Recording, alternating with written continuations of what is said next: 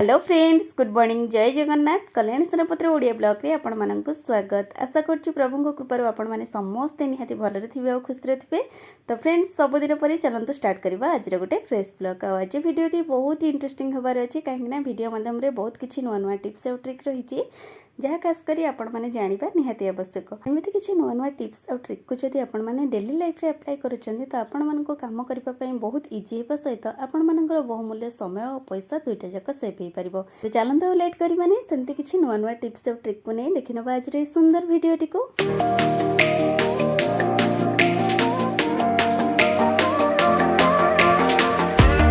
भगवान video start करिया पूर्व आपण मानक प्रथम गोटे रिक्वेस्ट, जदि भी कहीं आज आपण मानक भितर चैनल नुआ अच्छा प्रथम पाखर थिबा बेल आइकन को प्रेस करी चैनल को सब्सक्राइब कर नियंतु, ताकि मोर वीडियो प्रथम नोटिफिकेशन आपण मानक पाखरे पहुंच जिवो। आपण मानकर ए टिके टिके सपोर्ट मते आगकु जीवाको निहाती मोटिवेट करिवो बा मो पई आशीर्वाद भली निहाती काम करिवो। तेबे चलंतु लेट करबानी, जानि नबा हमर प्रथम टिप्स टी आज कोन अछि।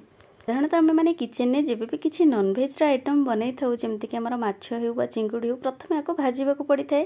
आ भाजवा समय तेल छिटकी आमर पूरा किचेन स्लैबटी आ गैसटा पूरा एमती आइंस तेल रे बुड़ी जाए। तो से खास कर आज गोटे सुंदर टिप्स, जब भी आपण मैंने माछ भाजुंट भाजवा पूर्व कढ़ईर तेल को भलसे गरम करनियंतु। आ से गरम तेल रे गोटे चिमुड़ा पाखापाखि आपण मैंने खाइबा लुण को एमती मिसई नियंतु। लुणटी भल भाव तेल रे मिसी सारिबा परे तापर आपण मैंने माछ हो बा चिंगुड़ी हो देनी की भाजी नेबे। देखिए भजा होइथिबा माछ बिल्कुल भी भांगिबो नाही, आ तेल गरम थिबा जगु बिल्कुल भी आमे जो लुण ऐड कले बिल्कुल भी तार छिटका आम गैस बा किचन काउंटर उपरे बिल्कुल भी पड़िबो नाही। तो निहाती भावे आपण माने टिप्स को ट्राई करंतु। आहुरी मध्य आपण माने लुण जदि गरम तेल रे ऐड करूछंती, एमिति भाजिबा द्वारा माछ बिल्कुल भी फुटिबो नाही। जे जेमति कि आमे माने माछ भाजिबा बेले तेल छिटकी करी हमर हाथ रे फुटका हे जे बा देह रे एमति आइंस तेल पड़ी थाए, बिल्कुल भी सेमति होबो नाही। आ कोनोसी भी माछ गोटे भी आपण मानकर एमती भांगिब नाही। आहुरी मध्य बहुत कम तेल रे माछ भाजी हेबो। देखंतु प्रथम मुझे किछि माछ भाजी नैथिली, पुणी कढ़ई रे केते तेल रही जाइछि। आउ हमको परे माछ भाजिबा पई तेल मध्य ऐड करबा को पड़िबो नाही। सेही तेल रे आमे एमती माछ को भाजी नबा। बहुत कम तेल लागिबो एमती लुण ऐड करी भाजिबा द्वारा। आ सब माछ परफेक्ट भाव रे भाजी हेबो, बिल्कुल भी कंचा रहिबो नाही बा भांगिबो नाही।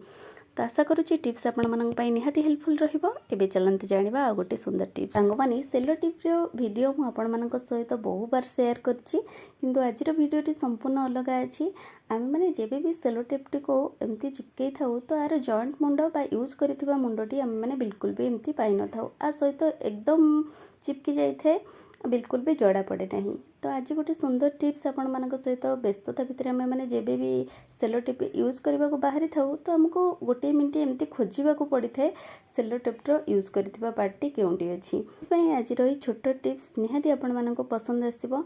प्रथम आमे जेबे भी सेलो टेप रो पार्टी यूज करूचे बा जे फास्ट मुंड रे आमे यूज करूचे, ता ऊपर आमे अल्प मात्रा रे किछि ऑयल को एमती देई नबा।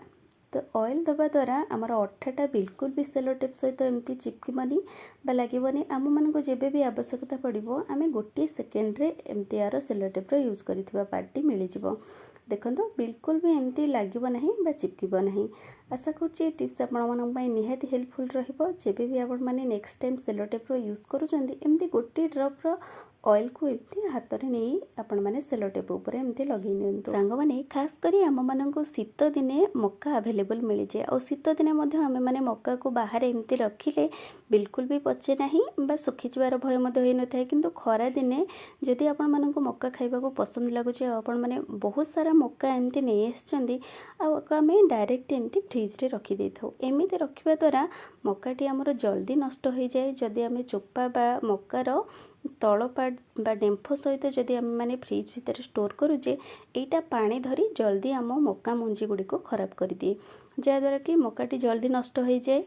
तो से खास कर आज आपण मानक गोटे सुंदर टिप्स कहूँ, जेबे भी आपण माने एमती अधिक मक्का नहीं आछंती और आपको फ्रिज रे स्टोर करी धीरे धीरे यूज करबा पई चाहूचंती, प्रथमे मक्कार चोपा गुड़ी को एमती छड़े नियंतु और तार तल डेम्फटी को एमती भल भाबे भांगी नियंतु। आ ऊपर पार्टी जेउठी मक्का बिल्कुल भी धरी नाही बा खाली रही से पार्टी को आपण माने एमती छड़े नियंतु, कारण ए पार्ट रहिबा द्वारा मध्य जल्दी ए पार्टी रे आमर पचिजाए बा नष्ट हो जाए धीरे धीरे आम मका मंजी को खराब कर दिए। तो यही प्रोसेस रे आपण मैंने जेबे भी मका को रखुचंदी सबुतक मकार चोपा छड़े सारिबा परे ताको गोटे पॉलिथिन भितर आपण मैंने एमती कवर करके रखी नियंतु। आ पॉलिथिन को आपण मैंने बिल्कुल भी बाहर रखंतु नहीं, जेबे भी रखुचंदी फ्रिज मध्य एमती रखंतु। देखिए मकाटी आपण मानकर गोटे मास पर्यंत एकदम फ्रेश रहिबो, बिल्कुल भी खराब होबो नहीं।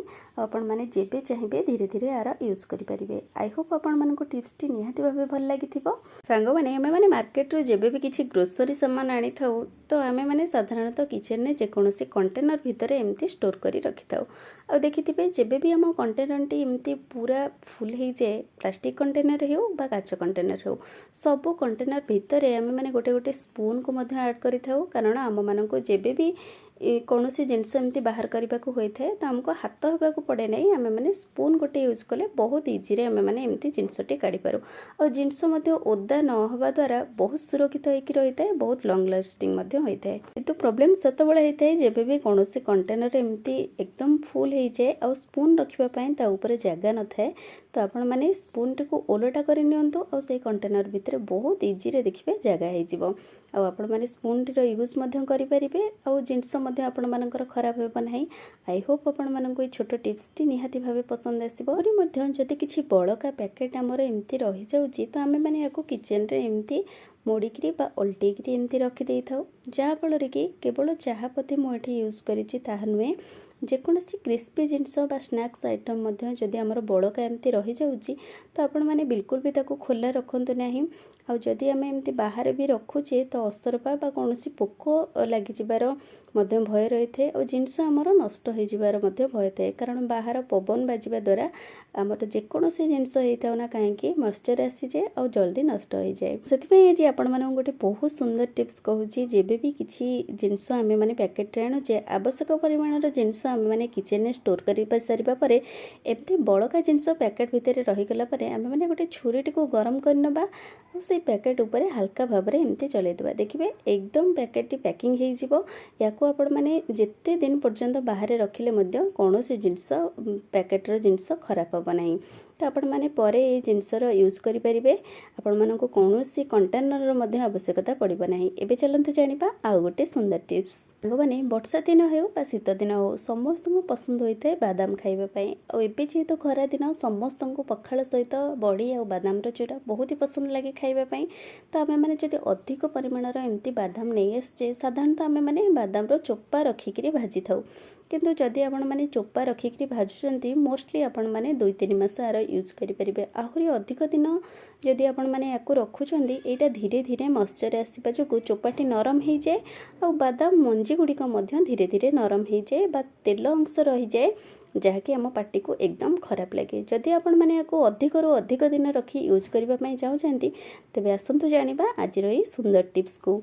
प्रथमे आपण माने कंचा थिबा अवस्था रे बादाम रो मंजी गुडी को एमती छड़े नियंतु। आको आपण माने जेकोसी प्लास्टिक कंटेनर हो बा काच कंटेनर रे एमती भरिकी फ्रिज भितर स्टोर करि नियंतु। फ्रिज रे रखिबा द्वारा आपण माने यार यूज गोटे वर्ष पई करि परिबे। बिल्कुल भी बादाम मंजी आपण मानकर खराब होबो नै। आपण मानकु जेबे भी जेतिकी क्वांटिटी रो मंजी आवश्यक होइथे आपण माने काढिकी धीरे धीरे यार यूज करि परिबे। पोक लगे ना कि मंजी बिल्कुल भी आपण मानकर तेल बुलब ना खराब लगे ना। आई होप आशा करुँची छोट टिप्स निहाती आपण मानकर किचन रे हेल्पफुल रहिबो। एबे चलंतु जानिबा आ गोटे सुंदर टिप्स। सांग माने खास करी एबे जेतु गरम रो मात्रा बढ़िबा को लागिलानी तो आपण माने देखिथिबे घरे जदि किछि खाइबा जिनस एमती पड़ी जाए संगे संगे पिंपुड़ी लगी जाती।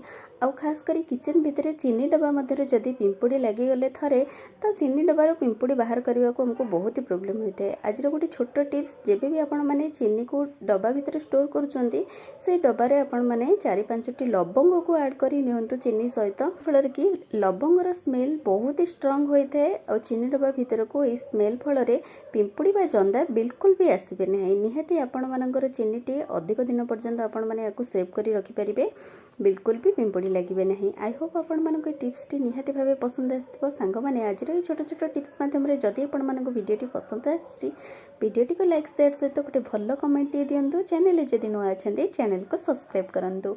पुणी देखा किछि नुआ नुआ टिप्स सहित नेक्स्ट वीडियो रे। रहुछि बाय।